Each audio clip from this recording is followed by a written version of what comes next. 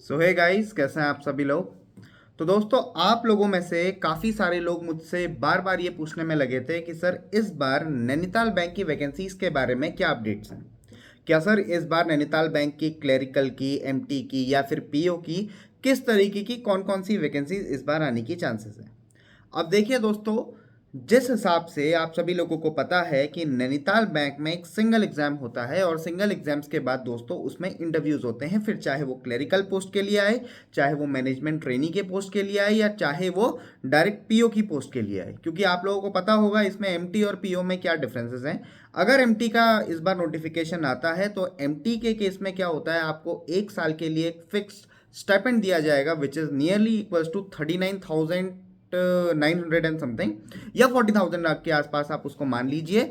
और अगर आप पीओ बनते हैं तो आईबीए के जो नॉर्म्स होते हैं, जितनी आईबीपीएस पीओ में जो सैलरी मिलती है एक नॉर्मल एक प्रोबेशनरी ऑफिसर को, उतनी ही सैलरी नैनीताल बैंक के पीओ को भी मिलेगी। और वहीं क्लरिकल की दोस्तों वही जो आईबीए फॉलो करता है, जैसे नियरली जो आपकी सैलरी बनेगी वो 43 के आसपास बनेगी इन हैंड, या मानकर चलिए 41 से लेकर 43 के बीच में लाई करेगी वो सैलरी।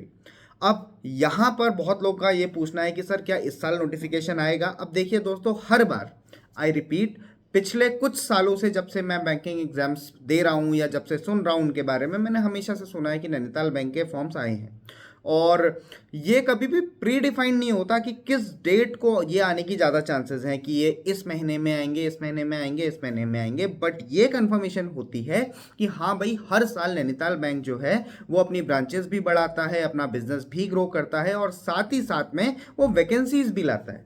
तो इस साल भी दोस्तों वैसे ही आप वैकेंसीज के लिए एक्सपेक्ट कर सकते हैं कि डेफिनेटली जो है इस साल भी वैकेंसीज आएंगी। अब वो कंफर्मेशन नहीं है कि वो पीओ की आएंगी, क्लरिकल की आएंगी, एमटी की आएंगी, किसकी आएंगी। बट यूजुअली क्या होता है, एक तो वो क्लरिकल की वैकेंसीज निकालता है और साथ ही साथ में एमटी या पीओ में से कोई एक वैकेंसीज वो डेफिनेटली निकालता है, जिसकी वजह से एक बहुत बेहतरीन चांस आप सभी लोगों के पास होगा इस साल भी नैनीताल बैंक क्लर्क या पीओ को ज्वाइन करने का। और एक बहुत अच्छी अपॉर्चुनिटी हो जाती है क्योंकि सिंगल एग्जाम होता है और बैंक आईबीपीएससी पेपर कंडक्ट कराता है। बहुत ही फेयर प्रोसीजर रहता है। आई रिपीट दोस्तों, it is a fair process. चाहे मैं इंटरव्यूज़ की बात करूं, चाहे मैं पेपर की बात करूं, मैंने खुद ये पेपर दिया था और मैंने खुद नैनीताल बैंक एमटी का पेपर क्लियर करा है। तो I know this, in this exam you will see a fair selection.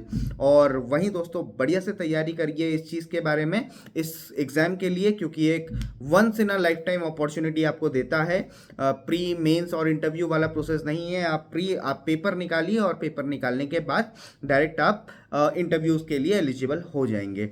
And एक और चीज़ दोस्तों, इसका जो सिलेबस होगा या इसका जो एग्ज़ाम लेवल होगा वो किस तरीके का होगा वो मैं अपकमिंग वीडियोस में बनाऊंगा। क्योंकि इस बीच बहुत सारे लोग मुझसे पूछने में लगे, सर नैनीताल बैंक के बारे में बताइए, नैनीताल बैंक के बारे में बताइए। तो फिलहाल दोस्तों मैं आपको एक बेसिक नॉलेज दी मैंने कि नैनीताल बैंक का एग्जाम किस तरीके का होता है और जो वैकेंसीज हैं वो आने की कितनी ज़्यादा चांसेस होती हैं। तो मिलते हैं दोस्तों नेक्स्ट वीडियो में।